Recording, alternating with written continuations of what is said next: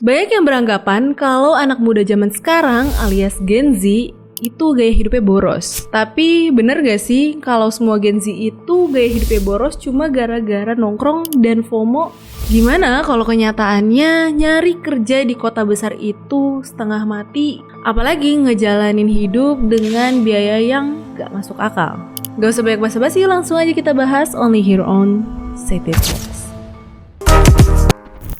Oke, sebelum masuk ke poin pembahasan kita, gue mau ngingetin kalian buat jangan lupa like, comment, subscribe, dan nyalain tombol notifikasinya biar gak ketinggalan diskusi kita yang lainnya. Oke, bahas gaya hidup anak muda zaman sekarang atau Gen Z yang katanya nih boros. Jadi anak-anak Gen Z ini sering banget dianggap lifestyle-nya tuh boros karena sering nongkrong dan juga FOMO. Sekarang coba kita lihat realitanya dulu. Buat Gen Z, terutama nih yang baru banget lulus kuliah atau SMK, pasti nyari kerja itu bukan hal yang gampang. Karena persaingannya itu juga ketat, lowongannya juga terbatas, dan sekali dapet kerja juga gajinya tuh mentok-mentok di UMR aja. Padahal biaya hidup di kota-kota besar itu jelas gak ramah buat orang-orang atau anak-anak yang baru mulai kerja. Akhirnya nih banyak banget Gen Z yang mutusin buat merantau ke kota besar dengan harapan bisa hidup lebih baik. Tapi nyatanya gaji pas-pasan cuma habis buat bertahan hidup. Dan jangan lupa juga kalau sebagian dari Gen Z ini bukan cuma mikirin hidupnya sendiri. Karena sebagian dari mereka itu juga ada yang jadi sandwich generation, dimana mereka tuh akhirnya merantau ke kota besar buat nyari kerja, tapi ujung-ujungnya penghasilan mereka juga balik lagi buat keperluan keluarga, buat bantu orang tua, atau biayain adik-adik mereka buat sekolah. Jadi beban mereka itu tuh gak cuma berusaha untuk bertahan hidup, tapi juga menopang keluarga di rumah. Nah, disinilah muncul dua wajah anak-anak muda atau Gen Z yang sering kita lihat. Ada yang sering dianggap boros karena ngikutin lifestyle-nya yang sering nongkrong di tempat fancy atau gak mau kalah ikut-ikutan, fear of missing out, FOMO gitu, ngelihat orang beli ini akhirnya juga ikutan beli karena takut kehilangan trennya. Ada yang dianggap boros karena sering ngikutin lifestyle mereka nih yang suka nongkrong terus jajan-jajan di tempat-tempat fancy, makan di kafe gitu ya, atau juga ada yang sekedar FOMO. Tapi ada juga nih Gen Z yang harus super hemat karena mereka terjebak di dalam sandwich generation. Udah kerja keras, setengah mati, banting tulang, tapi penghasilannya ya nggak bisa dinikmatin sendiri karena harus mikirin juga orang tua di rumah, harus kirim buat keluarga, kirim ke adiknya karena buat keperluan di rumah atau keperluan sekolah keluarganya, adik-adiknya. Oke, langsung aja kita bongkar gaya hidup Gen Z di kota besar yang sering bikin mereka kewalahan. Yang pertama, biaya kos-kosan yang mahal. Nah, ini nih yang paling kerasa buat anak-anak Gen Z yang pada ngekos di kota besar karena harga kos-kosan ini tuh udah mulai mahal, bisa nyedot hampir setengah dari gaji UMR bahkan lebih. Kalau pengen tinggal di deket-deket kantor, biar hemat waktu dan tenaga, udah pasti biayanya juga mahal. Tapi kalau mau nyari yang lebih murah, udah pasti kos-kosannya juga jaraknya jauh dari kantor. Dan ujung-ujungnya juga bakal capek di jalan, apalagi ditambah biaya transport. Pastinya nih buat anak-anak yang rantau ini tuh bisa jadi dilema yang cukup berat buat mereka. Karena mau hemat uang tapi malah jadi ngabisin energi karena tadi jarak dari tempat kita tinggal atau kos-kosannya jauh dari kantor. Atau pilih hemat energi tapi biayanya mahal. Nah, banyak juga nih dari mereka tuh yang gak bisa pilih seenaknya nih kos-kosan yang nyaman, yang deket dari kantor, karena ya itu tadi mereka juga harus mikirin pengeluaran-pengeluaran yang lain selain untuk kebutuhan pribadinya. Akhirnya ngambil kos yang seadanya aja. Kadang kosnya sempit, fasilitasnya minim, bahkan jauh dari kantor. Yang kedua, biaya transportasi. Kalau dipikir-pikir, biaya transportasi itu ternyata bisa jadi pengeluaran yang cukup besar setelah biaya makan. Bayangin aja ya, naik ojol setiap hari mungkin kelihatannya tuh lebih simple ya, praktis, tinggal pesen, klik langsung dijemput terus diantar ke tempat tujuan, sesimpel itu. Tapi kalau dikalkulasiin lagi nih, dalam sebulan penuh kira-kira tuh bisa ngabisin sekitar 20-30% dari gaji atau upah yang didapat. Nah, buat Gen Z mungkin yang emang gak mau ribet, pengen hidup serba gampang, ya udah pasti ojol jadi pilihan utama, walaupun ya jelas lebih mahal. Tapi nggak sedikit juga ini yang lebih milih naik transportasi umum karena biayanya itu lebih murah, bahkan jauh lebih murah daripada kita naik ojol. Tapi ya balik lagi, konsekuensinya harus siap capek. Kayak naik KRL, naik bis atau Transjakarta gitu ya. Udah pasti rame, terus sering banget juga berdiri dan nunggu transportasinya tuh bisa lama. Kayak ya setengah jam, udah capek-capek pulang kerja masih harus nunggu juga, nunggu KRL, nunggu bus gitu. Dan belum lagi nih sama cuaca. Kalau lagi musim hujan ya udah kehujanan gitu ya. Panas kepanasan gitu. Apalagi soal cuaca nih. Kalau hujan ya kehujanan, kalau panas juga kepanasan. Nah, untuk anak-anak Gen Z khususnya sandwich generation, mereka tuh udah harus pinter-pinter buat muter otak biar uang gajinya tuh cukup buat menuhin kebutuhan mereka sehari-hari. Jadi ya mostly dari mereka tuh lebih milih buat naik transportasi umum karena ya tadi biayanya jauh lebih murah daripada naik ojol. Jadi ya lebih milih desak-desakan naik KRL, terus nunggu Transjakarta yang lama, belum lagi nanti naik ke bisnya juga masih harus berdiri, gak dapet duduk gitu ya, rebutan. Bahkan ya banyak juga yang milih buat ya gak apa-apa lah jalan kaki sedikit walaupun sebenarnya masih agak jauh gitu ya. Capek sih ya kalau mau dibayangin, tapi justru dengan cara itu mereka ya bisa nyisihin uangnya lagi nih buat menuhin kebutuhan mereka yang lain. Entah buat kirim ke orang tua atau sekedar buat tabungan darurat. Yang ketiga ada biaya makan.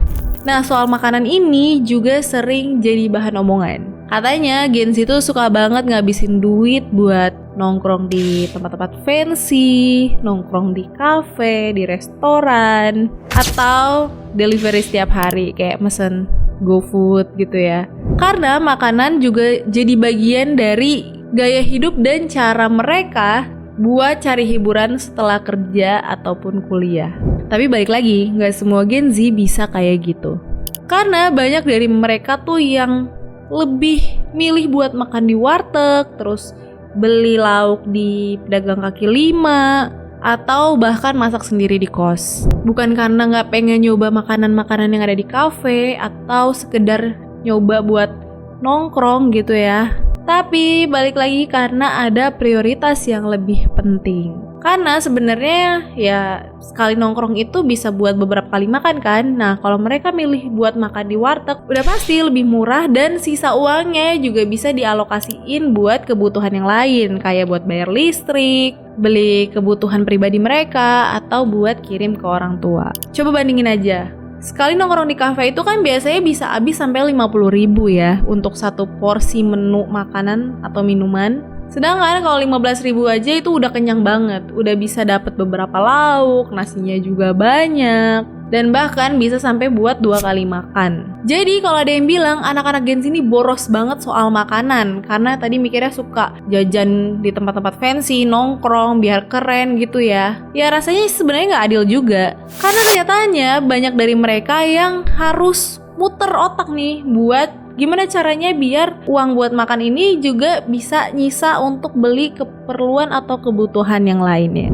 Yang keempat, biaya darurat dan kesehatan. Nah, biaya ini tuh sebenarnya penting tapi banyak yang masih suka sepelein. Karena mungkin banyak banget nih yang berpikiran kayak nanti aja lah dana darurat gitu kan. Karena gue juga selama ini sehat-sehat aja, gak pernah sakit. Jadi akhirnya biaya untuk kesehatan dan darurat ini pindah alokasi buat biaya hiburan atau buat makan. Tapi banyak juga nih yang aware sama biaya ini gitu. Jadi mereka gak bisa skip bagian biaya buat kesehatan. Karena realitanya ya kita gak melulu sehat. Ya siapa sih sebenarnya mau sakit, tapi kan pada kenyataannya itu tadi, kita yang nggak bisa loh sehat terus. Pasti ada saat-saatnya kita juga bisa sakit, atau cuma sekedar batuk flu, atau bahkan misalnya orang tua kita sakit, atau ada kerabat yang lain juga sakit gitu kan. Pasti kita butuh sama biaya darurat ini. Bayangin aja, sekalinya sakit kan bisa dirawat dengan biaya yang mahal gitu. Budgetnya bisa di 2-3 juta sekali rawat inap. Itu pun juga belum termasuk sama obat-obatan.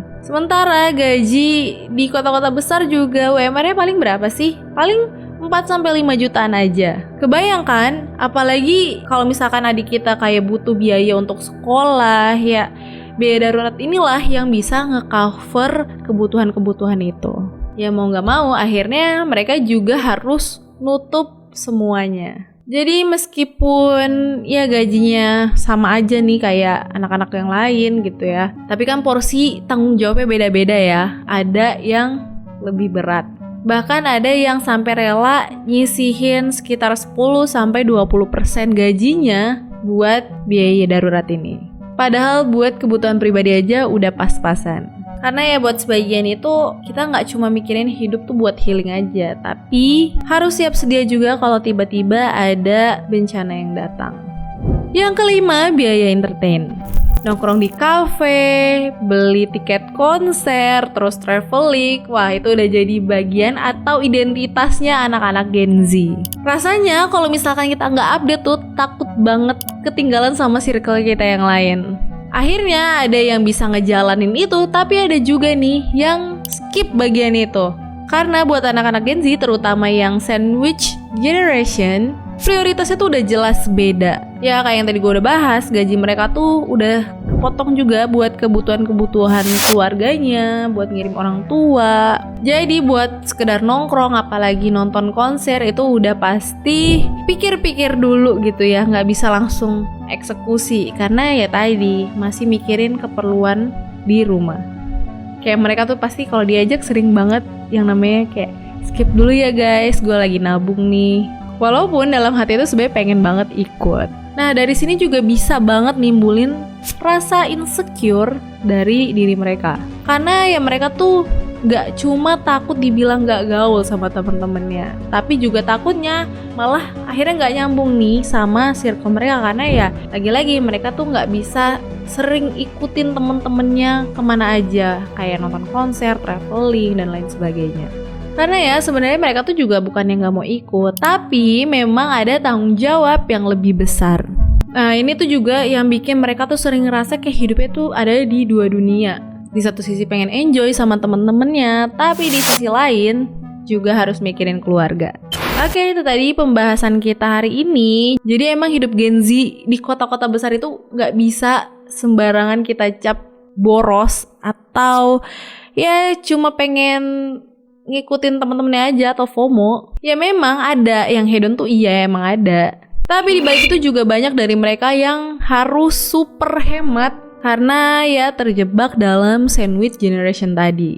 Artinya problem biaya hidup Gen Z ini tuh bukan cuma sekedar gaya hidup, tapi juga struktur. Mulai dari biaya hidup yang mahal kayak kos-kosan, terus juga transportasi, dan juga biaya makan, padahal ya gaji mereka juga paling mentok UMR aja. Dan di titik ini sebenarnya ya menurut gue pemerintah juga punya PR yang besar nih. Gak cukup cuma nyalahin kehidupan anak-anak muda aja, tapi harus mikirin juga nih gimana caranya buat bikin kota yang ramah buat mereka. Terutama soal lapangan kerja dengan gaji yang benar-benar sesuai dengan kebutuhan hidup mereka.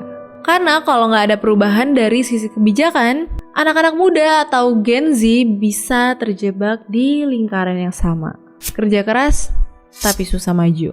Itu dia pembahasan gue hari ini. Jadi gimana menurut kalian? Apa kalian setuju sama pembahasan gue hari ini? Atau kalian punya pendapat lain? Boleh banget tulis di kolom komentar.